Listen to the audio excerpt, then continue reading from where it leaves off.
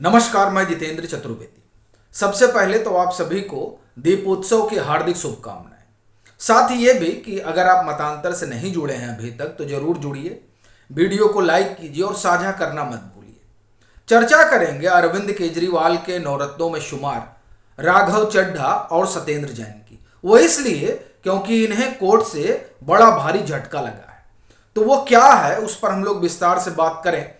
उससे पहले आम आदमी पार्टी के भीतर जो दो तीन प्रवृत्तियां हैं उसे जान लेते हैं। और उसको जानना समझना इसलिए जरूरी है क्योंकि जिस मामले पर हम आगे बात करेंगे उसका सीधा जो सरोकार है वो आम आदमी पार्टी के का और उनके नेताओं का जो चाल चरित्र और चेहरा है उससे सीधा जुड़ा हुआ है। इसलिए पहले प्रवृत्ति को समझते हैं और जब आप इस पर गौर करेंगे तो आप पाएंगे कि अरविंद केजरीवाल ने जब इस आम आदमी पार्टी की आधारशिला रखी उससे पहले ही वो आरोप लगाने में बड़े माहिर रहे। शीला दीक्षित सरकार को वो घेरते रहे, नैतिकता की दुहाई देते रहे और जब इन तमाम आडंबरों पर उनकी पार्टी खड़ी हुई तब आप देखिए कि क्या होता है। शीला जी के कार्यकाल में जिस अधिकारी पर सबसे ज्यादा हमलावर रहे अरविंद केजरीवाल, डीएम सपोलिया, उनको साहब इन्होंने क्लीन चिट दे दी। तो अगर अब वो भ्रष्ट नहीं है तो तब कैसे थे? यानी जब शीला जी की सरकार थी तब तो आपने डीएम सपोलिया को घेर लिया, लेकिन जब आपकी सरकार आ गई तब वो पाक साफ कैसे हो गए? यानी कि आप जो है बेजा अभियान चला रहे थे। एक बात। दूसरी बात आप देखिए, 2013 में जब इनकी सरकार आती है तो वो एफआईआर करा देते हैं बड़े उद्योगपति के खिलाफ। सवाल यह है कि वो उस एफआईआर का हुआ क्या? कुछ परस्यू किया आम आदमी पार्टी की सरकार ने? अभी तक तो उस बाबत मुझे कोई खबर दिखाई नहीं। 2013 का एफआईआर है और 2023 चल रहा है। क्या वो वापस ले लिए क्या? ये सवाल उठना स्वाभाविक है क्योंकि जो पार्टी नैतिकता की बात करती रही उसने तो नैतिकता धोके पी ली है और उसे दोहराने की जरूरत नहीं है। जो वीआईपी कल्चर के खिलाफ बोलते रहे वो अब उसी कल्चर में चले गए। सबसे बड़ी चीज यह है कि राघव चड्ढा, अभी आपको ध्यान होगा ये हाई कोर्ट चले गए थे कि इनका टाइप 7 बंगला जो है वो छीना जा रहा है। ये उस पार्टी से जुड़े हुए हैं जिस पार्टी के मुखिया ने कहा था कि साहब ये 2 BHK में रह लेंगे, 2 कमरों को फ्लैट में क्या करना है, 2 कमरों के फ्लैट में रह लेंगे।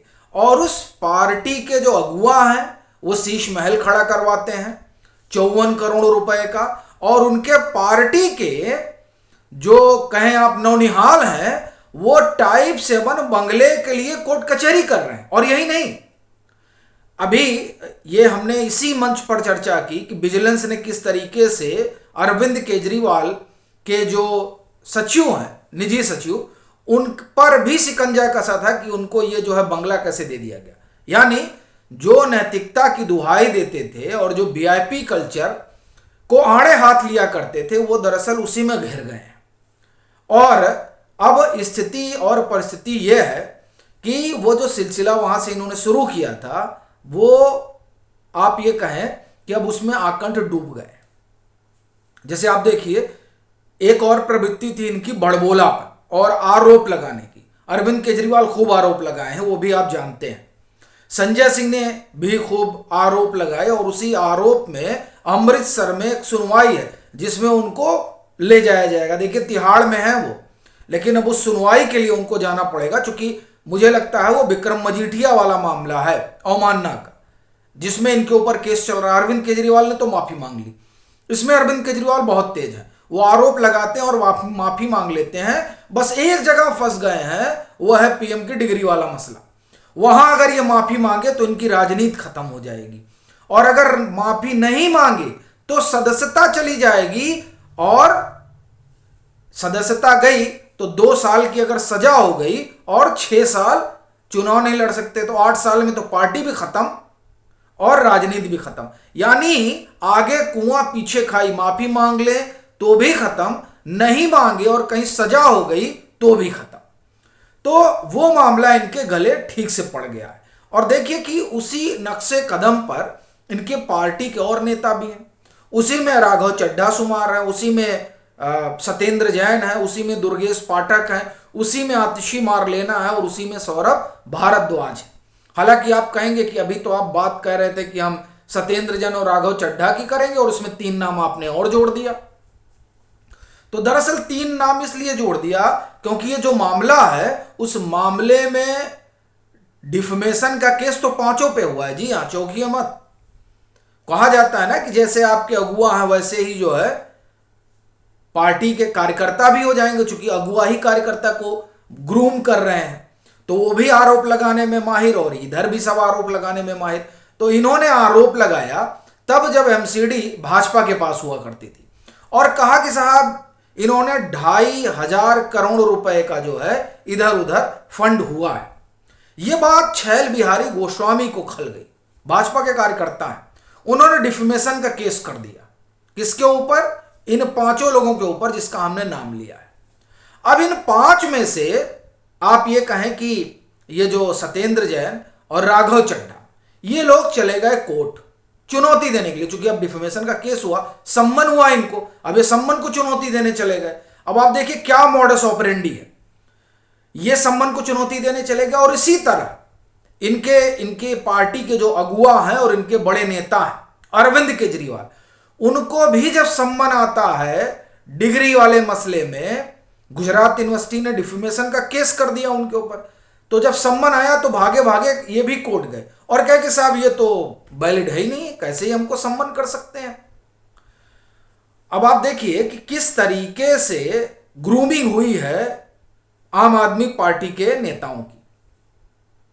और गुजरात यूनिवर्सिटी ने जो केस कर रखा डिफेमेशन का उसको एक तरफ रखिए, और जो छैल बिहारी गोस्वामी ने डिफेमेशन का केस कर रखा है इन 5 आम आदमी पार्टी के 5 नेताओं पर, उसको एक तरफ रखिए। देखिए वहां भी जब पहले तो सम्मन आता रहा तो ये उसको इग्नोर करते रहे, यानी कि आ जाइए आप यहां शामिल हो जाइए। मतलब अरविंद केजरीवाल वाले मसले की बात कर रहा हूं, मैं तुलना कर रहा हूं। तो अरविंद केजरीवाल और संजय सिंह पहली बार नहीं गए, कहीं हमको पता ही नहीं है। दूसरी बार बोले कि साहब हम इन पर्सन जो है इन पर्सन से छूट चाहते हैं। तीसरी बार दिल्ली में बाढ़ आ गई और चौथी बार इन्होंने सम्मन पे ही सवाल उठा दिया कि सम्मन आप कैसे भेज सकते हैं, आप तो स्टेट हैं भाई, गुजरात यूनिवर्सिटी जो स्टेट है और स्टेट हमको सम्मन नहीं कर सकता है। अब आप देखिए कि पहले 3 बार में अरविंद केजरीवाल को समझ में नहीं आया था, संजय सिंह को समझ में नहीं आया था कि वो स्टेट है। चौथी बार इनको समझ में आ गया, यानी कुल मिला जुलाकर मामले को खींचना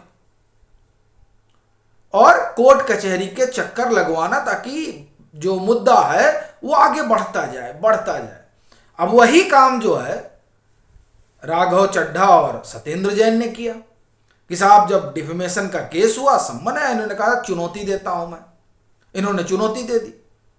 अब चुनौती तो इन्होंने दे दिया, लेकिन वो स्पेशल कोर्ट एमके नागपाल साहब को उन्होंने खारिज कर दिया। अब आप एक चीज और देखिए कि नागपाल साहब जो है वो ये जो राउज एवेन्यू कोर्ट में दिल्ली का जो बहुचर्चित शराब घोटाला है उस मामले को भी देख रहे हैं वो, और पूरा उनके सामने तो एक उदाहरण ही है। और यही क्या, आप देखिए इससे पहले जिस तरह से अरविंद केजरीवाल ने माफी मांगी, फिर ये जो डिफेमेशन का केस चल रहा है, गुजरात यूनिवर्सिटी ने जो कर रखा है, तो ये तमाम चीजें बताती हैं कि आम आदमी पार्टी जो है किस ढर्रे पर चलती है।